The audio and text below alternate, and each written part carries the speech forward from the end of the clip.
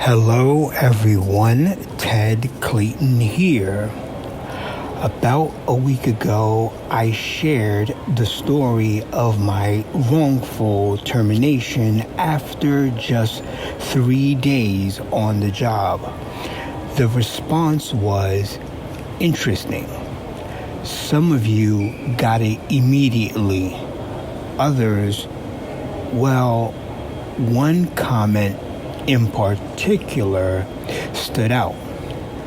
Someone suggested I must be on the spectrum for bringing out the rule book, and that I should have just apologized to keep the peace. To that person, and to anyone who thinks this way, I want to say this. This isn't about a rule book, it's about a truth book. When a company puts falsehoods in your permanent record, staying silent isn't being peaceful, it's being complicit. I didn't lose my job for being difficult. I lost it for demanding accuracy. So, for everyone following this story, here is the update. After I was fired, I knew I needed to respond carefully. I used an AI assistant to help me draft a formal point-by-point rebuttal to the company's human resources department, demanding a corrected termination letter. I think it's important to be transparent about that, especially at a time when many people are skeptical of this technology. It was an invaluable tool for organizing my thoughts and building a logical professional case. And last week, I received their official response. Today, I'm going to break down their arguments and my counter arguments. This is a masterclass in how companies shut down dissent even when they're in the wrong. Let's start with their number one claim. I was 27 minutes late. Their stance. HR stated, and I quote, "Your clock-in time is 3:27 p.m. Punching in is the time the employee officially begins their workday." The reality. I was physically present and ready to work at my scheduled 3 p.m. start time. I witnessed an action that suggested my time was being corrected to reflect this. But here's the key takeaway. HR's response completely ignored my point about a potential correction.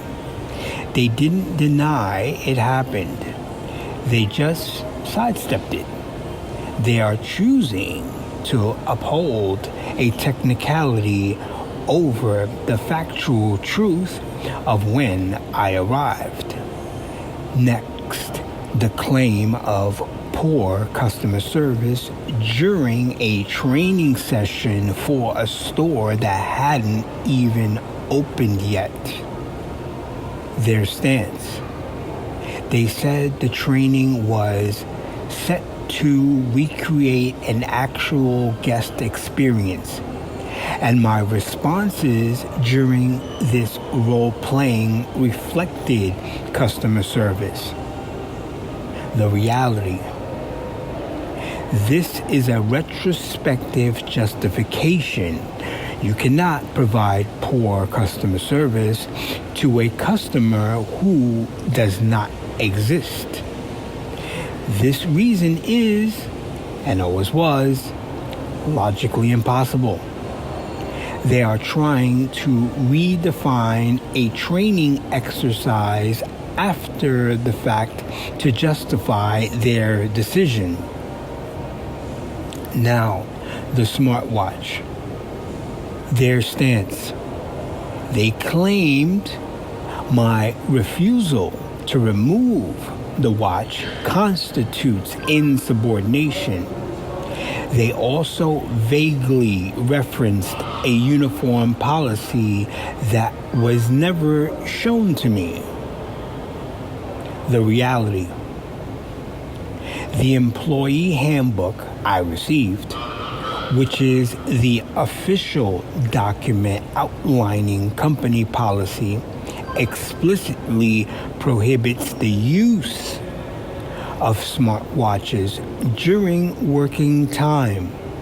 It says nothing about the act of wearing them. They are accusing me of violating a rule. Do not wear a smartwatch. That simply does not exist in the documentation they provided. Until they can produce this alleged uniform policy, they're now referring to their claim is not just weak, it's baseless. They are literally making up the rules as they go along. Finally, they had the nerve to say that the pattern of behavior, something the managers verbally cited when they fired me, was irrelevant because it wasn't on the form.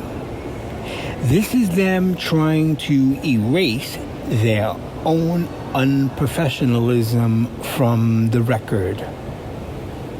So, where does this leave us? The company has chosen to double down. They have decided that protecting a manager's rash decision is more important than upholding their own policies and factual accuracy. This is why I spoke up. This is why bringing out the rule book matters. Because when power is unchecked, it creates an environment where this kind of recklessness, a topic I touched on in my last video, can flourish without consequence. My path forward is now clear. The internal process is over. The conversation with this company is closed. My next step is to take this entire file, the termination form, my rebuttal, their denial, all of it, to a professional. On Monday, I have a consultation scheduled with a legal aid attorney. This isn't about revenge. It's about accountability. It's about ensuring that the official record is as close to the truth as possible and challenging a system that too often allows this to happen. For those of you who understand, your support means everything. For those who don't, I hope this at least gives you something to think about. Thank you for listening.